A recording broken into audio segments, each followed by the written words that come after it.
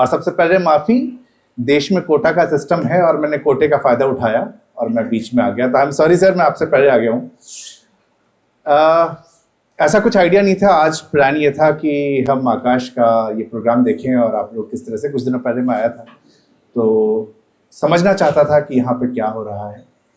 पांडे जी थे, शुक्ला जी थे, इन लोगों ने कुछ आशिकी की बातें की, इन्होंने तो माँ की बात की, शुक्ला जी स्त्री की, और शुक्ला जी आशिकी की बात कर रहे थे। तो मैं खैर कविता वगैरह नहीं लिखता, मैं घनघोर कवि विरोधी हूँ, लेकिन जो कुछ लोग जो मुझे सोशल मीडिया पे जानते हैं इस बात को, लेकिन फिर भी कई बार एक कोशिश होती है। तो आज पहली बार मैं कोशिश कर रहा हूँ किसी और की कविता पढ़ने की। 2-4 लाइनें हैं उसकी। नाम है उनका सौरभ चड्ढार, मैं मिला नहीं हूँ कभी उनसे। और प्रेम में अक्सर ये कोशिश होती है किसी की कि हम चाहें कि यार वो हमारे कंट्रोल में रहे, हम जो चाहते हैं ना वो वही करे। तो इनकी कुछ पंक्तियां ऐसी हैं कि वो मेरे कहे पर नहीं जा रही है, वो मेरे कहे पर नहीं जा रही है, सही जा रही है। जहां मैं नहीं हूं वहीं जा रही है, सही जा रही है। मैं क्यों उसको रोकूं, मैं क्यों उसको टोकूं, मैं क्यों उसको रोकूं, मैं क्यों उसको टोकूं, मैं क्यों उससे पूछूं कहाँ जा रही है। अरे जहां जा रही है सही जा रही है। तो सौरभ की है, सौरभ के लिए तालियां। मैं मिला नहीं कभी उससे, लेकिन मैंने जहां भी सुना था मैं इसको करूंगा। लेकिन मैं एक छोटा सा किस्सा आपको सब नोएडा में रहते हैं, थोड़ा सा यार एक आध कोई ऐसा जोक मार दूं जो किसी को कास्टिस्ट न लगे तो चल जाएगा ना। तो हुआ ये कि कुछ दिनों पहले, अब मैं नौकरी नहीं करता लेकिन मैं 16 सेक्टर में नौकरी करता था और वहां से अपने घर आ रहा था नोएडा एक्सटेंशन।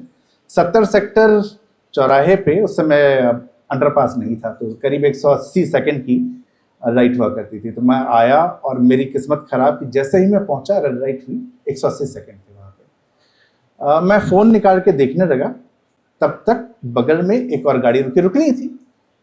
अच्छा, लड़कों की एक सिक्स्थ सेंस होती है, लड़कियों की भी होती है, उनकी तो बहुत ज़्यादा होती है, लड़कों की भी होती है। और यहाँ 2 ही महिलाएं हैं, दिव्यांशी को सीक्रेट में बता चुका हूँ परसों, पर मैम आपको बताता हूँ लड़कों की। अच्छा, उधर भी आई एम सॉरी, आप दोनों को ये मैं बता देता हूँ कि लड़कों की एक सिक्स्थ सेंस ये होती है कि अगर हमारी आंखें कहीं भी हों, बगल की गाड़ी में अगर लड़की बैठी है तो हमें नजर आ जाता है। तो मुझे समझ में आ गया कि भैया बगल में लड़की तो है। ये शाम 7 बजे का टाइम था, हल्का सा अंधेरा, और मैंने जो है उसके बाद फोन किया बंद। मैंने बगल में देखा, बिजनेस सूट पहनी हुई लड़की, एकदम स्ट्रेट बाल, करीब इतने गाल पे थे उसके, और कुछ वो बात कर रही थी। शाम के 7 बजे बॉस वो इतनी तैयार थी कि मुझे लगा वो ऑफिस से आ नहीं रही है, ऑफिस जा रही है। अच्छा, लड़कियां अगर एसयूवी चलाएं तो मुझे बहुत अच्छा लगता है। एसयूवी के नाम पे ब्रेजा ही क्यों ना हो, ब्रेजा में थी वो। मैंने उसको देखा और मैं मंत्रमुग्ध होकर देखता रहा। और इस बीच में जब बात कर रही थी तो थोड़ी जेलसी सी फील हुई कि कौन है जिससे वो बात कर रही है। तो मैंने थोड़ा झांकने की कोशिश की, कोई दिखा नहीं। तब तक उसने अपने बाल ऐसे कान पे पीछे किए, और जब उसने बाल कान पे पीछे किए तो ब्लूटूथ डिवाइस लगा हुआ था, तो मुझे बड़ा सुकून हुआ, चलो बगल में तो कोई नहीं है। अच्छा, उसने जब बाल पीछे किए तो मैंने एक चीज नोटिस की कि इतनी सुंदर लड़की और उसके गाल पे तिल नहीं था। मैंने कहा इतनी सुंदर लड़की के गाल पे तिल तो होना चाहिए। इधर नहीं है, शायद उधर होगा, दूसरी साइड वाले गाल पे होगा। तो ये उम्मीद थी कि दूसरी साइड वाले गाल पे तिल होगा, मैं कम से कम उसे देख लूं। और तब तक जो है इधर 3, 2, 1 करके ग्रीन लाइट हो गई। उसकी गाड़ी आगे बढ़ने का मैंने इंतजार किया, वो आगे बढ़ी। उसके पीछे जैसे ही मैंने अपनी गाड़ी लगाई, उसकी गाड़ी के पीछे करीब इतना बड़ा लिखा हुआ था गुज्जर। दोस्तों, वहां से मैंने गाड़ी लेफ्ट घुमाई और मैं अपने घर चला गया। तो एक प्रेम कहानी मेरी शुरू होते होते यही खत्म हो गई। और आप इजाजत दे तो मैं एक छोटा सा किस्सा और सुना के फिर मैं आपको, इज इट ओके जी? हॉस्टल में कौन कौन रहा है? 1, 2, 3, 4, यार मतलब 5, काफी लोग रहे हैं।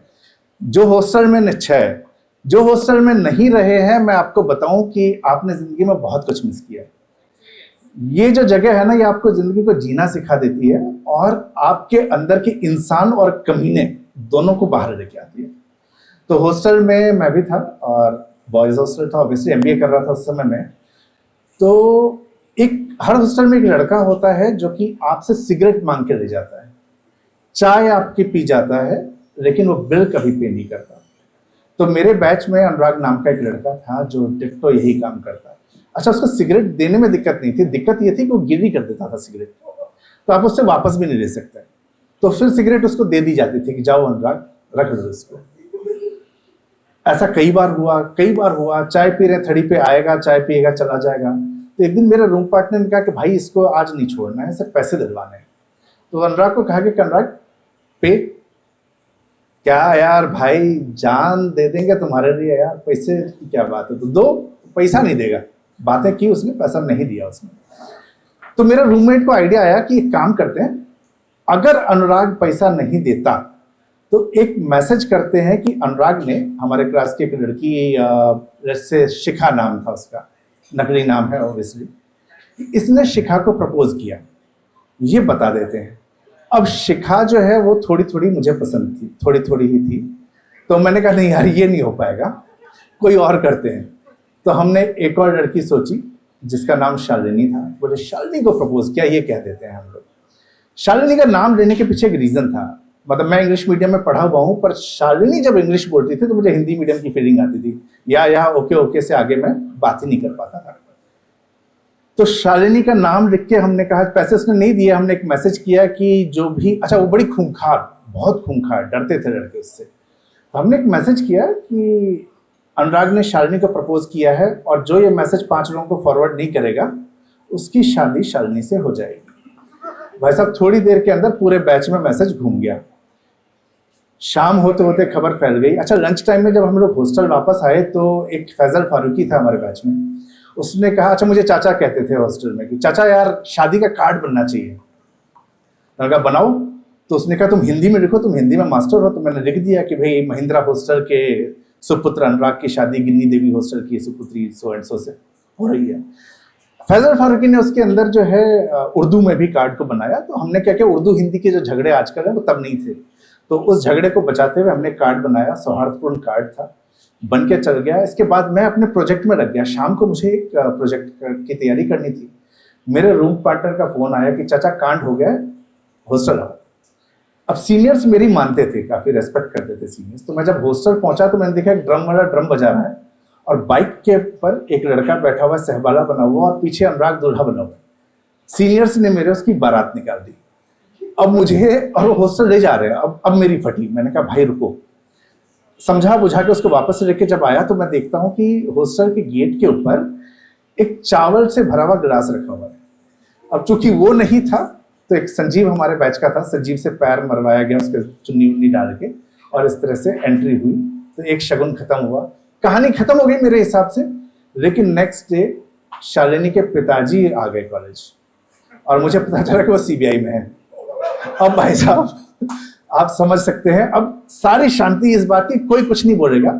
और हॉस्टल में एक लड़का होता है जो बताना चाहता है कि मैं कितना ग्रेट हूं, मैं कितना क्रिएटिव हूं। तो एक लड़के ने ऑलरेडी जिम्मेदारी ले ली थी कि ये काम मेरा है। तो मैं निश्चित था कि चलो ये मरेगा। लेकिन जैसे ही उसको पता चला पिताजी सीबीआई में है, उसने तुरंत कहा कि ये चाचा का काम है।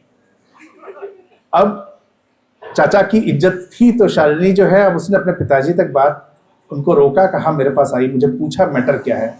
पहले मैंने मना किया, काफ़ी देर मना किया, लेकिन बात बनी नहीं बनी। तो फिर मुझे बताना पड़ा कि यार थोड़ा सा उसको मैनिपुलेट करके बताया कि चाय के पैसे की बात थी।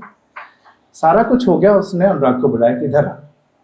कहता देख, शादी मुझे किससे करनी है इसको लेके मेरे सपने बड़े क्लियर है। अगली बार सारे पैसे मुझसे ले लियो, लेकिन इनकी चाय मत पीजिए। हालांकि शालिनी को मैंने रिसेंट भी इस घटना के लिए माफ़ी मांगी थी। वो बहुत प्यारी लड़की है, जितनी खुर्राट वो लगती थी कॉलेज में वो वैसी नहीं है, बहुत प्यारी लड़की है। लेकिन ठीक है, उसके जीवन की भी एक घटना अविस्मरणीय हो चुकी है। तो कुछ एक चीज़ें थी, छोटी छोटी कहानी मैं आपसे शेयर करना चाहता था। तो शुक्रिया, आगे आप जिसको भी देना चाहें। और ये मैं आपको बताऊं, ये मेरा पहला ओपन माइक है।